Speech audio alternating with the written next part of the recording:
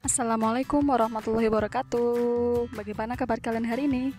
Semoga tetap sehat semua ya, dan tetap semangat belajar di rumah karena belajar bisa dari mana saja, termasuk melalui video ini. Apa sih yang akan kita pelajari hari ini? Yuk kita pelajari bersama.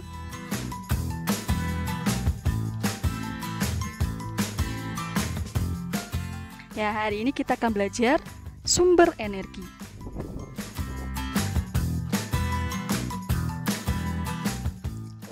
Kalian tahu tidak, Indonesia adalah bangsa yang memiliki banyak sumber energi. Sumber energi mulai dari minyak dan gas bumi, sampai yang bukan minyak dan gas bumi, non-migas. Sumber-sumber energi tersebut tersebar di seluruh pulau-pulau yang ada di Indonesia. Kesemuanya harus dimanfaatkan secara bijak demi kesejahteraan penduduknya. Lalu apa sih pengertian dari energi? Energi didefinisikan sebagai kekuatan yang dimiliki oleh benda sehingga mampu untuk melakukan kerja. Dalam kehidupan ini, manusia membutuhkan energi untuk kelangsungan hidup sehari-hari. Nah, energi ini dibagi menjadi dua. Yang pertama ada energi yang dapat diperbarui, dan yang kedua energi yang tidak dapat diperbarui. Oke, kita pelajari selanjutnya. Yang pertama adalah energi yang dapat diperbarui. Energi ini bisa disebut dengan energi alternatif. Karena semua sumber energi ini dapat menggantikan bahan bakar konvensional seperti listrik, bensin, gas, dan lain-lain. Dan energi ini dapat diperbaharui. Karena ketersediaannya itu tidak terbatas dan dapat dimanfaatkan secara terus-menerus. Nah, adapun contoh dari energi terbarukan ini adalah yang pertama, matahari. Matahari merupakan sumber energi yang terbesar bagi bumi. Sinar cahaya matahari ini rupanya bisa diubah menjadi energi listrik dengan bantuan panel surya. Adanya energi alternatif ini mampu menggerakkan seperti kendaraan listrik, bahkan perahu listrik yang dipasang panel surya. Sayangnya penggunaan panel surya ini masih terbatas ya. Lalu yang kedua adalah angin.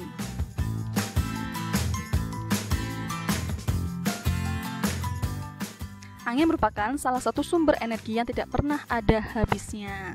Siapa sangka angin yang kita rasakan tiap hari termasuk dalam daftar energi alternatif.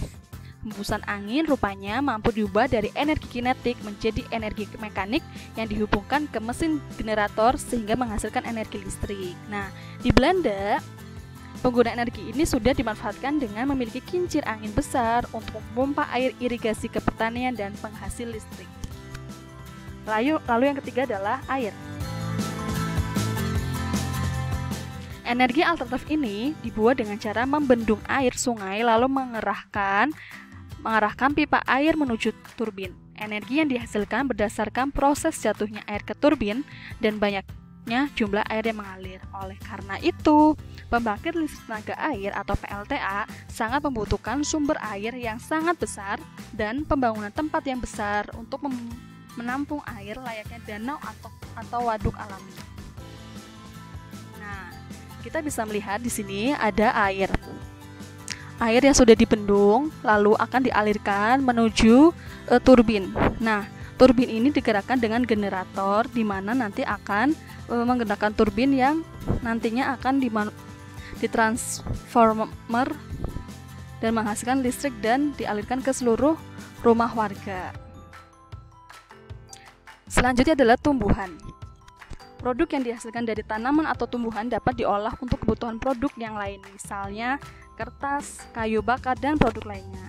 Akan tetapi, apabila tidak digunakan secara bijaksana, akan mengakibatkan bencana alam, karena daya serap air berkurang karena akar tumbuhan itu sudah berkurang dengan penebangan liar seperti itu, sehingga air itu tidak dapat terikat oleh akar tumbuhan.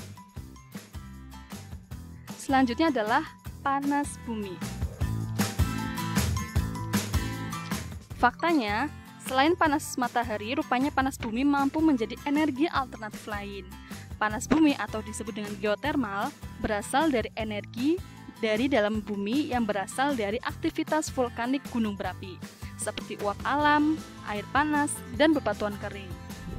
Sayangnya pembangkit geotermal ini masih tergolong tradisional, jadi belum dimanfaatkan dengan maksimal. Selanjutnya adalah gelombang air laut. Gelombang air laut saat pemecah di pantai menghasilkan banyak energi. Nah, biasanya disebut juga dengan energi tidal. Selanjutnya adalah bahan bakar bio. Bahan bakar bio merupakan bahan bakar yang berasal dari makhluk hidup, baik hewan maupun tumbuhan. Meskipun terdengar asing dengan namanya, tapi pasti kamu pernah tahu jika sisa pembuangan kotoran manusia atau hewan dapat dijadikan energi alternatif nih. Energi ini diubah dengan cara dibakar terlebih dahulu atau dicampur dengan bahan lain yang ditampung ke dalam tangki hingga nanti disalurkan melalui pipa instalasi atau yang disebut dengan biogas. Nah, ini contohnya tadi ada biogas, biofuel, biomasa, dan bioetanol.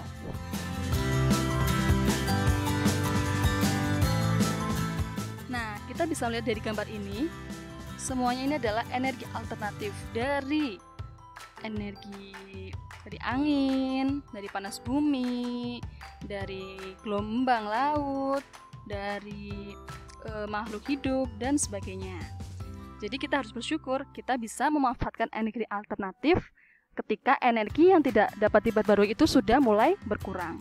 Nah, selanjutnya, energi yang tidak dapat diperbarui. Sumber energi yang tidak dapat diperbarui merupakan sumber-sumber energi yang akan habis.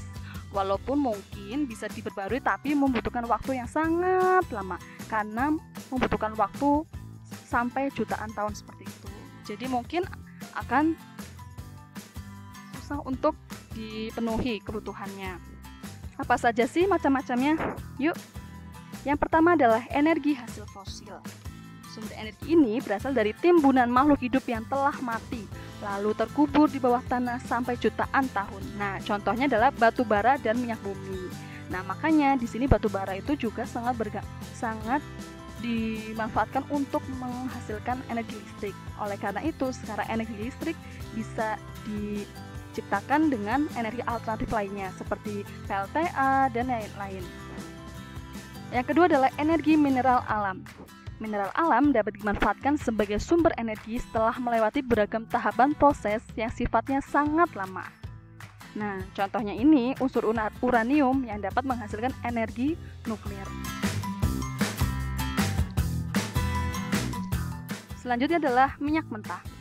Minyak mentah adalah sumber daya yang terbentuk dalam bentuk cair antara lapisan kerak bumi. Minyak mentah diambil dengan pengeboran yang selanjutnya dibuat untuk berbagai produk.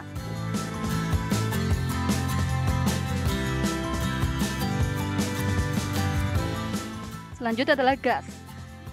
Gas terdapat di kerak bumi dan untuk mendapatkannya harus dibor dan dipompa keluar. Nah, biasanya ada gas metana dan etana. Selanjutnya adalah bahan bakar nuklir. Bagai dua mata pisau, tenaga nuklir bisa sangat bermanfaat sekaligus mendatangkan kepunahan massal bumi yang kita tempati ini. Terlepas dari insiden kemanusiaan itu, nuklir juga memiliki manfaat luar biasa selain penggunaan untuk senjata militer, yakni dalam bidang medis sebagai terapi radiasi untuk penderita penyakit kanker, di bidang industri untuk mengeksplorasi keberadaan minyak dan gas alam, dan sebagai proses iradiasi makanan dalam pertanian serta pembangkit tenaga listrik yang tidak menghasilkan gas berbahaya. Nah, kita bisa melihat di sini berbagai macam energi yang tidak dapat diperbarui, dari batu bara, minyak bumi, dan gas alam, di mana ini adalah energi-energi yang setiap hari kita gunakan secara tidak langsung untuk memenuhi kebutuhan kita sehari-hari. Nah, oleh karena itu, karena setiap hari kita membutuhkan energi, maka kita harus bertanggung jawab untuk menggunakannya dengan bijaksana. Karena sumber energi itu terbatas. Karena sumber energi yang kita gunakan terbatas, maka kita harus berhemat dan bijaksana menggunakannya. Jangan boros seperti itu. Sekian pembelajaran hari ini.